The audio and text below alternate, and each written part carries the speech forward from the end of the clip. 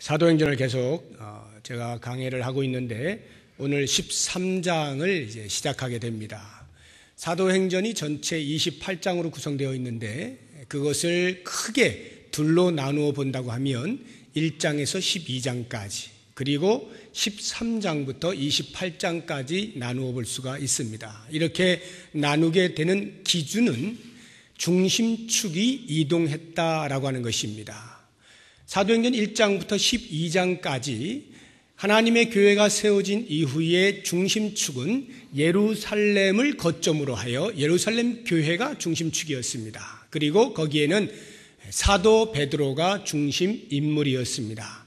그러다가 이제 13장으로 넘어오게 되면서 오늘부터 보시게 되는 이 장면에서는 그 중심축이 예루살렘 교회에서 안디옥 교회로 바뀌게 되는 것을 보게 됩니다. 그리고 중심 인물도 사도 베드로에서 사도 바울로 바뀌게 됩니다.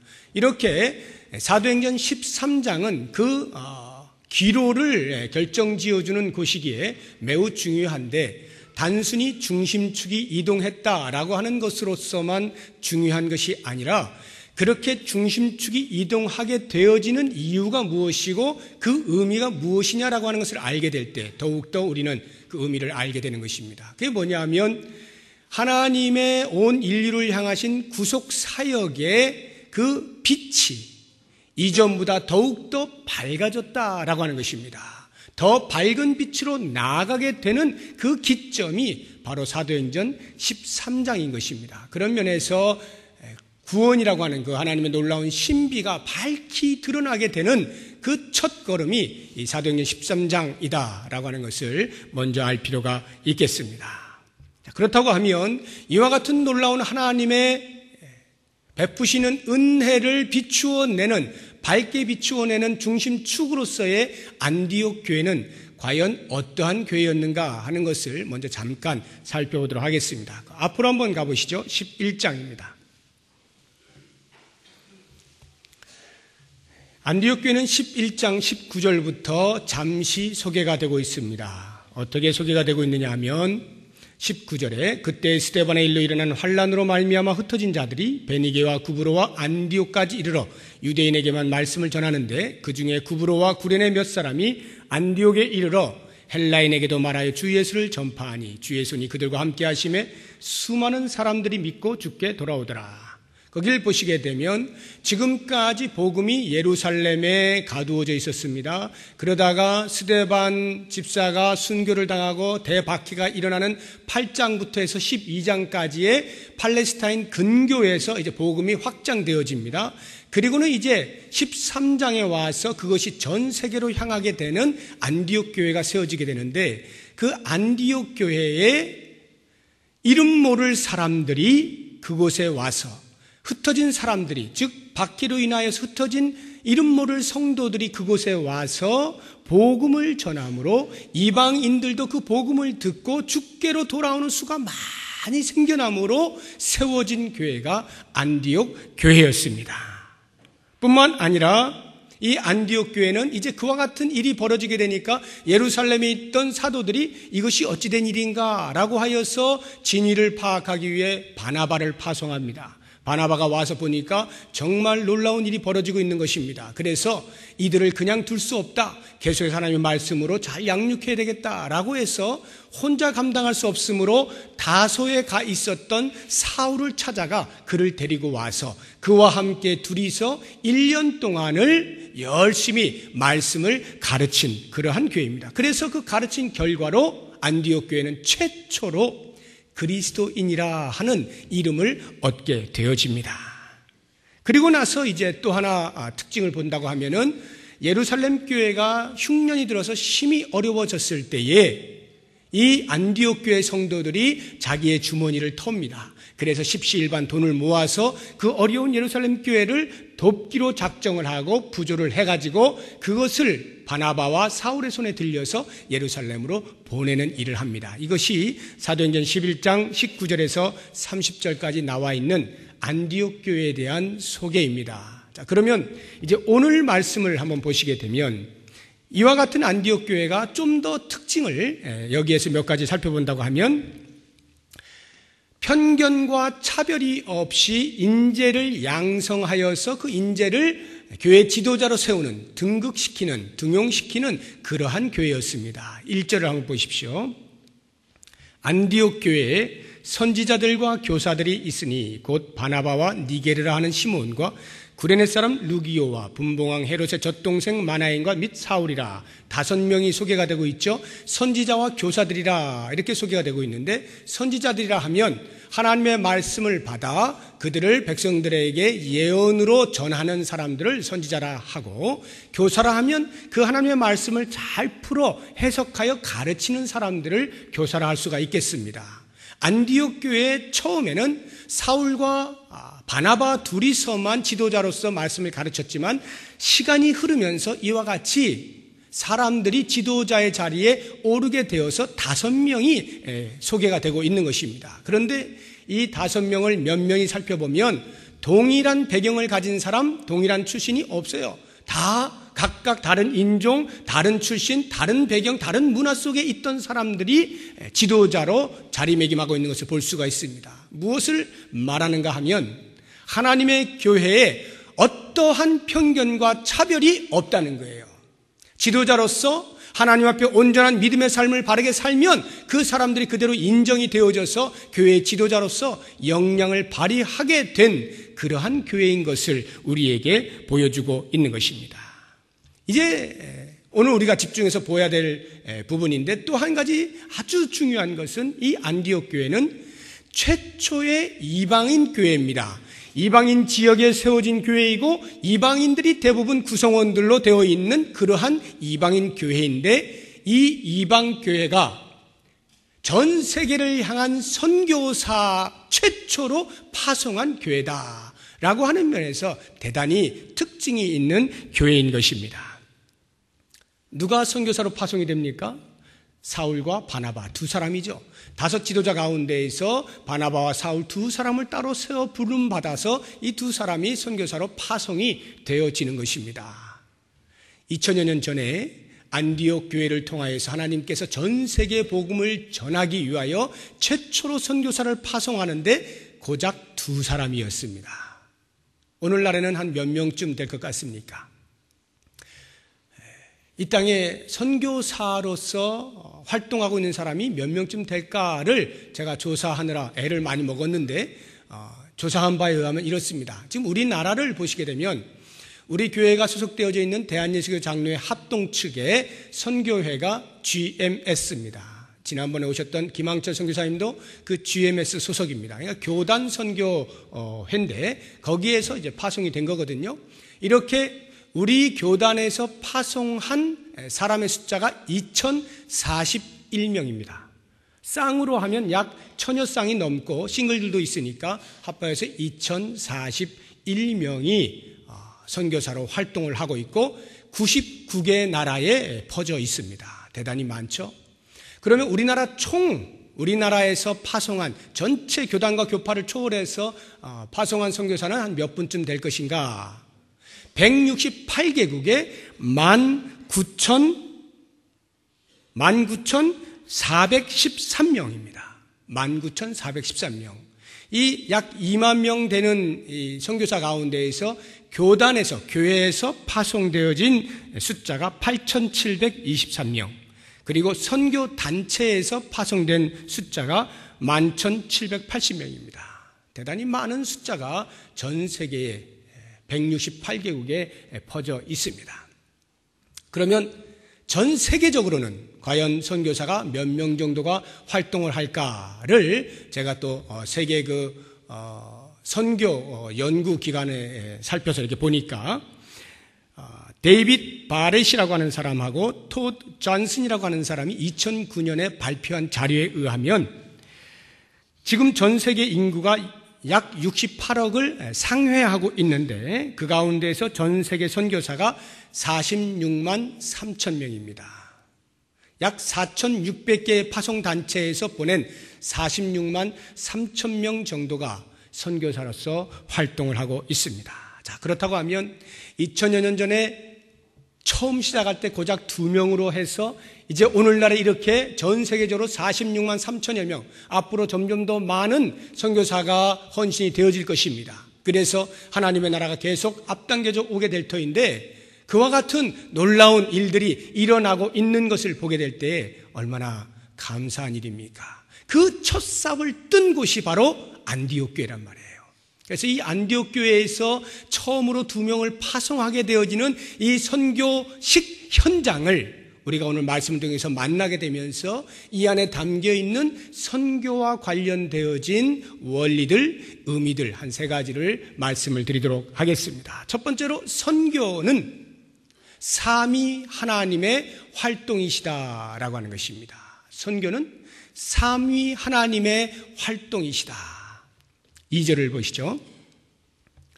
주를 섬겨 금식할 때에 성령이 이르시되, 이렇게 나오죠. 성령께서 말씀하십니다. 교회에 내가 불러 시키는 일을 위하여 바나바와 사울을 따로 세우라 하시니, 거기를 보시게 되면 성령께서 직접 교회에 말씀하셔서 선교사를 세우도록 하시지 않습니까? 이렇게 선교는 하나님께서 직접 하시는 거라는 거예요. 우리 성부 하나님께서 온 인류를 향한 구속의 경륜을 세우시죠. 그리고 그 구속의 경륜을 따라서 성자 하나님 예수 그리스도께서 이 땅에 오셔서 십자가에 자기 희생을 하시지 않습니까? 그 구속의 은혜를 성령 하나님께서 전하시는 데에 주도적으로 역할을 하시고 있는 모습을 볼 수가 있는 것입니다. 이렇게 삼위 하나님께서 일하시는 것을 가리켜서 선교학회에서는 하나님의 선교라, 미시오 데이라 이렇게 부르고 있습니다. 그래서 오늘날 우리들도 대부분 이 미시오 데이라고 하는 말을 다 들어왔습니다. 하나님의 선교, 하나님께서 선교를 하신다는 말이에요, 주도적으로. 그러면 이 말이 왜 이렇게 중요한가 하는 것을 생각해 볼 때에, 만약에 선교가 하나님이 하시는 일이 아니라고 생각되어질 때는 교회가 자기의 힘으로 역량껏 감당을 하는 것입니다.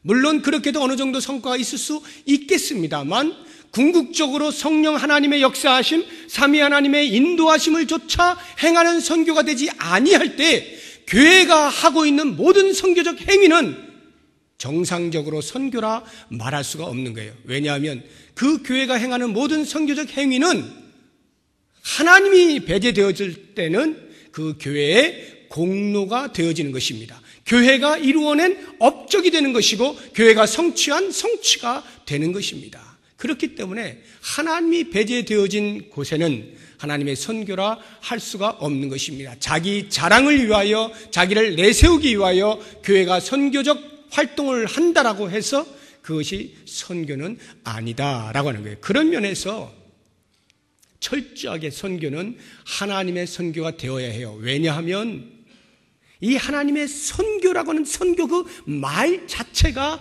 하나님의 마음이 어떠한 것을 표현해 주고 있기 때문입니다. 하나님의 마음을 실현하는 방법으로서 나타난 것이 선교이기 때문에 그래요. 그러니까 그 선교는 하나님을 배제하고서는 선교라 말할 수가 없는 것입니다. 여기 보시면은 성령께서 이르시되 이렇게 말씀하지 않습니까? 그렇다면 우리는 궁금해요. 과연 성령께서 누구에게 말씀을 하신 것일까? 성령께서 어떻게 말씀을 하셨길래 교회가 그것을 알아듣고 실현을 했을까? 라고는 궁금하지 않습니까? 성경은 말합니다. 말하지 않고 있어요.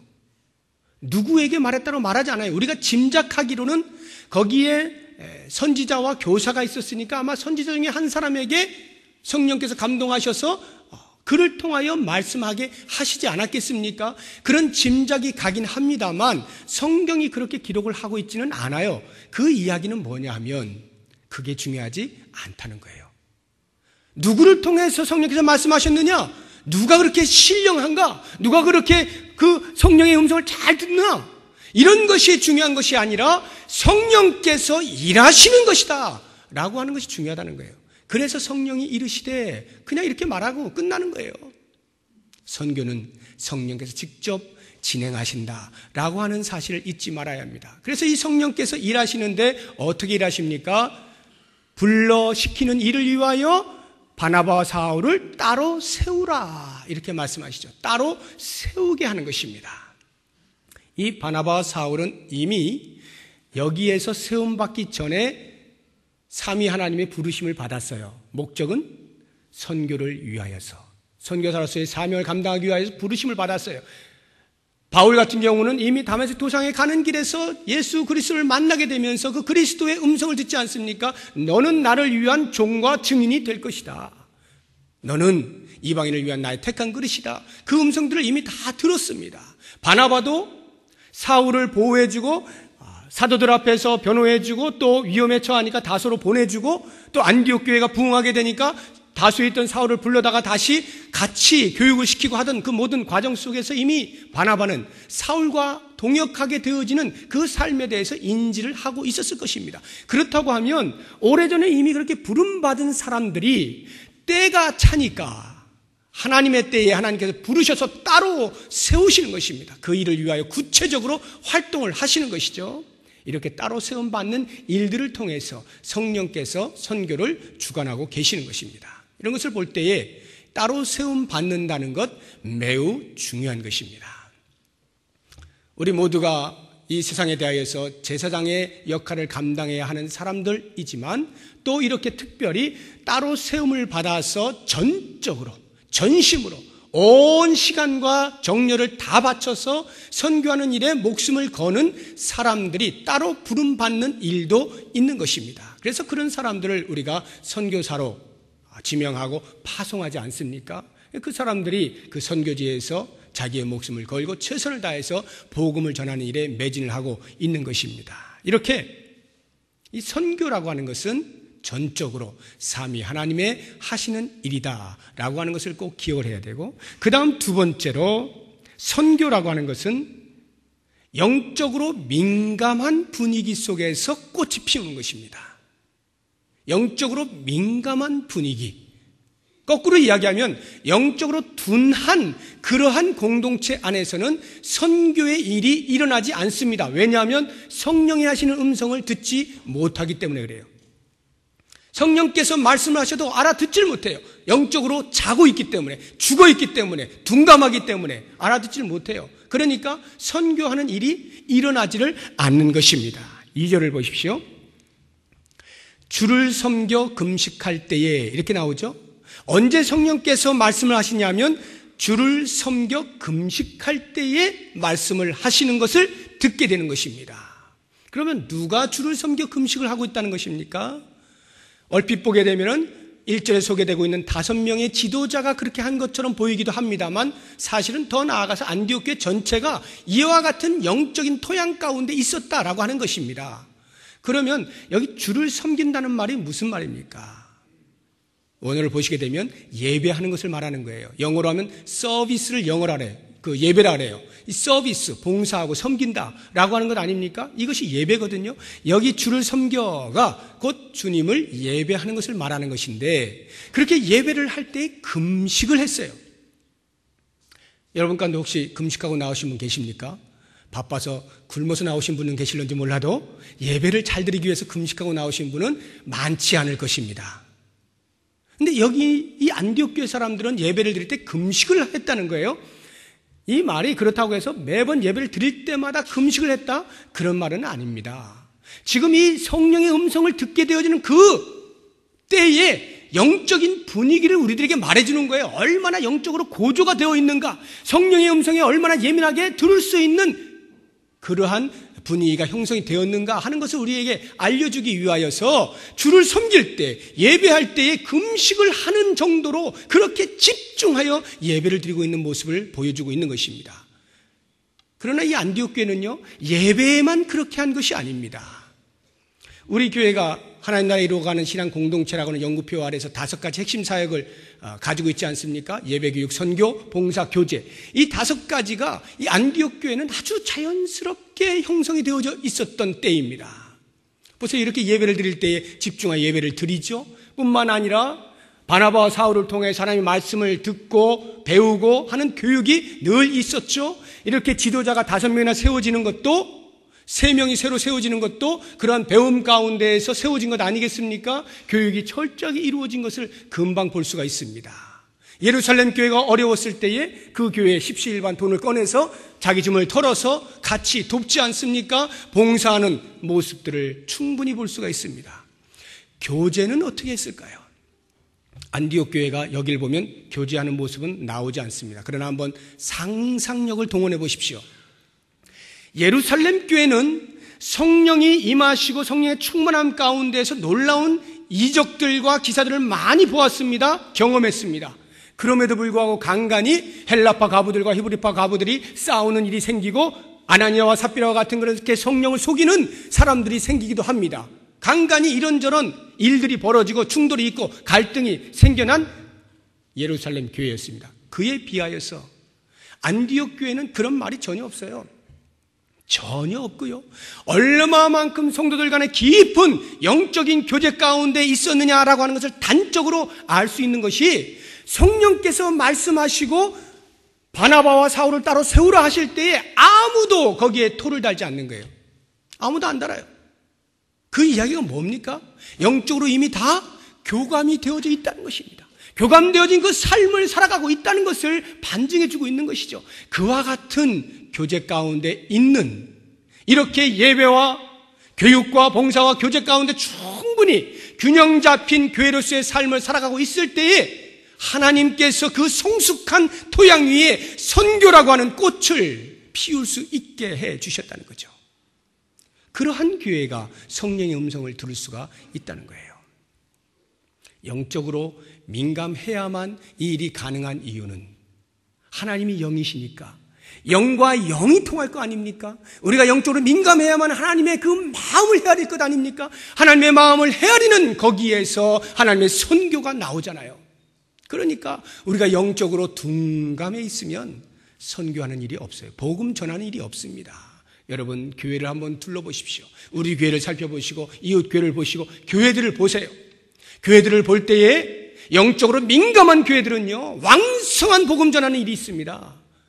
선교하는 일들이 왕성하게 일어나고 있어요. 그런데 만약 반대라고 생각해 보세요. 선교하지 아니하는 교회, 복음 전하지 아니하는 교회, 그냥 늘 몇 사람 모여서 이렇게 있는 교회를 보세요. 냉랭합니다. 아무 일도 안 일어나요.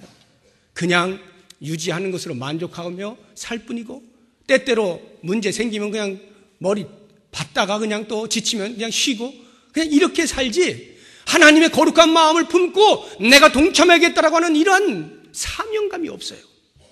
그러나 영적으로 뜨거운 그러한 교회들, 그 교회를 보면요, 반드시 복음을 전하는 거룩한 일들이 있습니다. 여러분, 복음을 전하는데 시간 투자해야 되죠. 물질 투자해야 되죠. 에너지 낭비해야 되죠. 많은 것들을 쏟아 부어야 됩니다. 그럼에도 불구하고 그 쏟아 붓는 그 일이 거룩한 부담이 되어져서 감당하는 교회, 그 교회가 영적으로 민감하다는 거예요. 하나님의 마음과 합하다는 것입니다. 그런 교회가 건강하고 왕성한 거예요.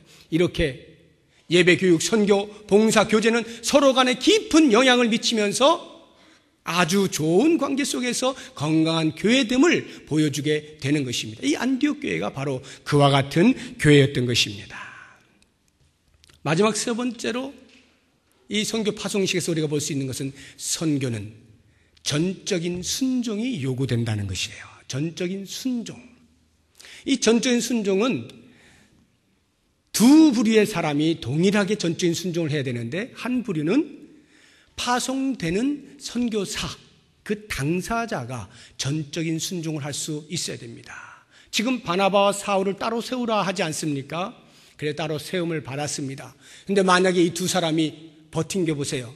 혹시 마음에 부담을 가지고 근심을 가지고, 주님, 저는 지금 이 안디옥 교회에서 너무나 할 일이 많이 있고 여기서도 내가 충분히 내 사역을 잘 감당하고 있는데 왜 저를 어디로 가는지도 알지 못하는 그곳으로 보내십니까? 라고 만약에 버틴다면 하나님의 일은 일어나지 않는 거죠. 아마 그 축이 다른 데로 옮겨졌을 것입니다. 그러니까 이 바나바와 사울은 전혀 그런 토를 달지 아니하고 하나님께서 부르실 때에 그 부름에 합당한 선교적 삶을 마땅히 감당한 거예요. 전적으로 순종했어요. 아브라함처럼 갈 바를 알지 못했습니다. 하나님께서 알려주신 것 아니에요. 어디로 가라고 말하지도 않았습니다. 그냥 하나님의 선교에 동참하라고 따로 세워 부른 거예요. 그들은 거기에 전적으로 순종을 하였어요. 알지 못하지만 그러나 가는 것입니다. 이 선교의 삶을 산다는 것이 그리 만만한 것이 아닙니다. 여러분들이 혹시 단기 선교를 다녀오신 분이 계시면 선교사의 삶이라고 하는 것이 그리 만만치가 않아요. 모든 것이 낯설고요, 어색한 그러한 곳에서 정말 그들을 지탱해 주는 것은 오직 한 가지, 복음에 대한 열정입니다. 복음의 빚진 자의 심정을 가질 때만이 그 일을 감당할 수가 있는 거예요. 제가 그 조사를 보니까 연간 기독교에서 복음을 전하다가 순교를 당하는 숫자가 연간 17만 6천 명입니다. 굉장히 많은 숫자입니다. 우리가 알지도 못하는 사이에 여기저기에서 순교를 당하고 있는 것입니다. 화려한 길도 아니고 결코 쉬운 길도 아니고 오직 복음 앞에 빚진 자의 심정을 가지고 하나님의 사랑에 겨워서 나아가는 자리가 선교하는 자리입니다. 이와 같은 자리에 나의 전적인 순종이 없이 어떻게 나아갈 수가 있겠습니까? 그런데 더 중요한 것은 당사자가 순종하는 것뿐만 아니라 그 선교사를 파송하는 교회도 동일하게 전적인 순종을 해야 한다는 사실입니다. 이 매우 중요한 것이에요. 교회도 전적인 순종을 해야 돼요. 어떠한 순종입니까? 3절을 보십시오. 이에 금식하며 기도하고 두 사람에게 안수하여 보내니라. 5명의 지도자 가운데에서 바나바와 사울입니다. 최초의 안디옥 교회를 세울 때의 지도자였던 두 사람이에요. 나중에 세움받은 사람도 아니고 그 뿌리가 되는 지도자 두 사람을 쏙 빼가는 거 아닙니까? 그렇게 빼가는 그 순간에 온 교회가 거기에 토를 달지 아니하고 무릎을 꿇고 기도하는 겁니다. 금식하며 기도해요. 왜 기도할까요? 정말 하나님이 이 두 사람입니까? 이것을 묻는 기도일 수도 있겠지만 이 두 사람일 수밖에 없는 상황에서 나의 의지를 꺾어내고 하나님의 뜻에 굴복시키는 이 일을 위하여 금식하고 기도하는 겁니다. 하나님, 이것이 하나님이 원하시는 것이라면 제 자신을 쳐서 복종시키고 전적인 순종의 자리로 가겠습니다. 하나님 사용하십시오. 이렇게 하기 위하여 기도하는 것 아니겠어요? 안수하여 보냈다라고 말을 할 때 이 보내는 것이 교회가 보내는 게 아니에요. 보내는 건 성령이 보내시는 거예요. 교회는 뭘 했느냐? 그냥 놔두는 거예요. 잡고 있던 그 손을 놓는 것을 여기 보낸다라고 하는 말의 의미입니다. 자유롭게 해준다, 면제해준다, 책무로부터 벗어나게 해준다, 이 뜻이에요. 이게 다시 말하면 바나바와 사울이 안디옥 교회에서 복음을 전하고 말씀을 가르치고 하는 그 사명이 있었지만 성령의 부르심을 따라서 온 교회가 그 앞에 거절하지 아니하고 그들을 그 책무로부터 놔주었다는 거예요. 놔주었다는 거예요. 자유롭게 했다는 거예요. 그래서 성령이 마음껏 사용하시도록 놔두었다는 거죠. 그와 같은 상황에서 성령께서 그들을 보내시는 것 아니겠습니까? 이렇게 교회가 순종하지 아니하면 이것 역시도 아무 일도 일어나지 아니하게 되는 것입니다. 최초의 선교사가 파송되어지는 이 장면을 다시 한번 머릿속에 그려보시기 바랍니다. 얼마나 멋있습니까? 하나님의 선교가, 하나님의 선교를 이해하고 하나님의 선교가 이루어지는데 충분한 토양 가운데 있는 그 안디옥 교회를 통하여서 거기에서 하나님께서 가장 원하시는 두 사람을 불러다가 보내실 때에 그 해당되는 선교사뿐만 아니라 교회까지도 전적인 순종을 하였던 그 모습을 보십시오. 그리고 이제 저는 결론의 말씀으로 거기에서 한 걸음 더 나아가 그렇게 두 사람이 따로 세움을 받아서 파송되어지는 그것 때문에 혹시라도 여러분 가운데 교회는 이렇게 선교사를 많이 파송해야 되는구나 라고 하는 데까지만 이해를 하시면 안 되는 것입니다.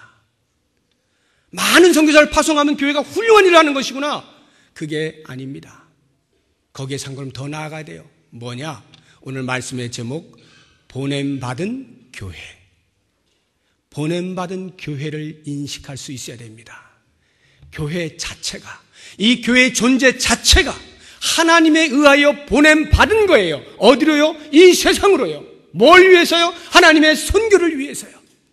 우리 자체가 이미 보냄받은 존재들입니다. 그런 존재들이 모여있는 게 교회입니다. 그러니까 선교사를 파송한다라고 할 때는 우리가 몇 사람 파송해 놓고 그냥 그것으로 됐어가 아니라 그것이 선교하는 것이 아니라 파송할 때는 이미 우리가 모든 기도를 쏟는 것입니다. 물질로 후원을 하는 것입니다. 선교보고 오고 가면서 계속해서 기도로 지원하는 것입니다. 우리가 그들과 함께 가는 것과 마찬가지의 마음을 가져야 하는 것입니다.